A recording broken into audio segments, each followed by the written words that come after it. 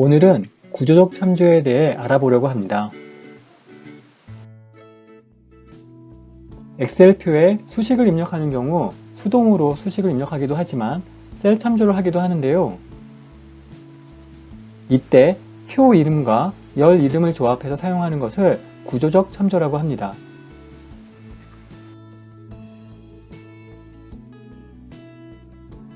화면에서와 같이 합계를 구하는 수식을 보면 이해가 쉬운데요. F2부터 F4 셀까지의 합을 구하기 위해 명시적 셀 참조는 F2와 F4라는 필드명을 그대로 사용하게 되지만 구조적 참조는 표 이름과 열 이름을 조합해서 사용하게 됩니다. 구조적 참조는 명시적 셀 참조와는 다르게 표 이름과 열 이름을 참조하게 됩니다.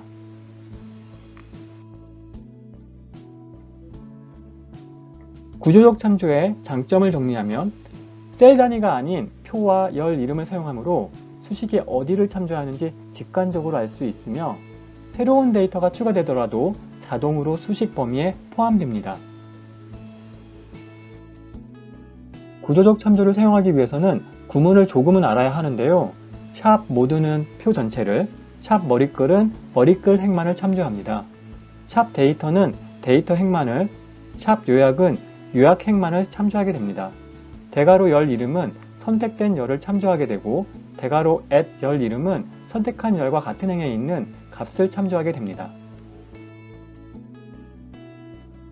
글로만 보면 이해가 어렵기 때문에 그림으로 보면 조금 이해가 쉬울 것 같은데요.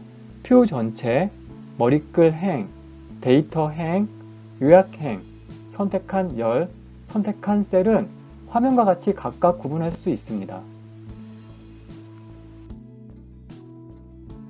구조적 참조 예시를 몇 가지 확인해 보겠습니다. 가장 먼저 화면에 보이는 1Q열의 합계를 구해보려고 하는데요. 구조적 참조에서는 썸과 열 이름만을 입력하면 됩니다.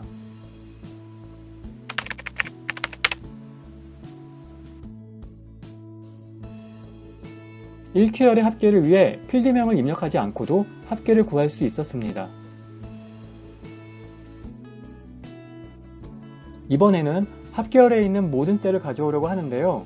구조적 참조에서는 표 이름과 샵 모두, 합계열만을 입력하면 됩니다.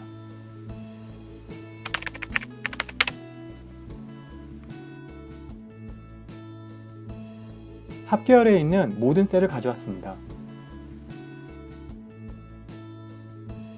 합계열에 있는 요약행 값을 가져오기 위해서는 표 이름과 샵 요약, 합계열을 입력하면 됩니다.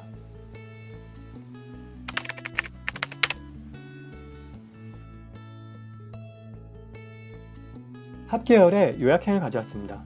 참고로 요약행이 없는 경우에는 널이 반환됩니다. 1Q열부터 4Q열에 있는 모든 셀을 가져오기 위해서는 표 이름과 샵 모두 1Q:4Q를 입력하면 됩니다.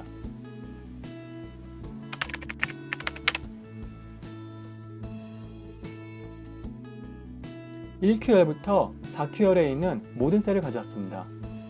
지금까지 구조적 참조였습니다.